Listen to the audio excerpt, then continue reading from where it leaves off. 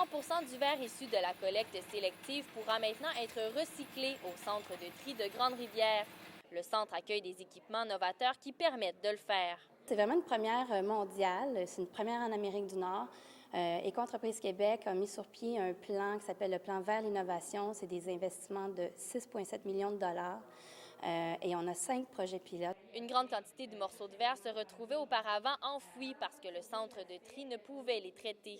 Maintenant, tous les rejets, on est capable de les passer dans la ligne de transformation et on récupère ce verre-là. Cette nouvelle technologie de pointe amène non seulement des impacts économiques, mais aussi environnementaux. C'est moins de coûts de transport. C'est du verre qu'on va traiter ici plutôt que de l'envoyer pour traitement à Montréal.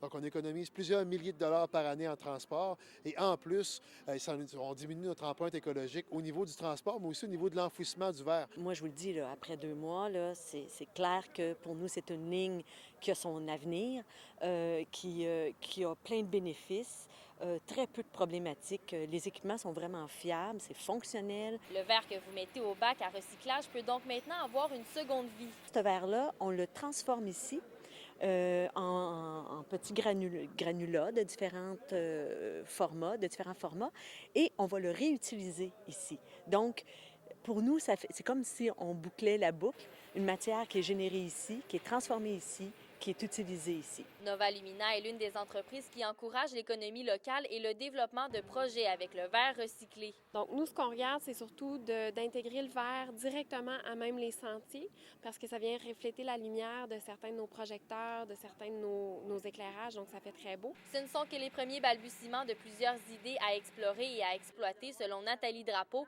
qui demeure ouverte aux propositions. Stéphanie Collin, Grande-Rivière.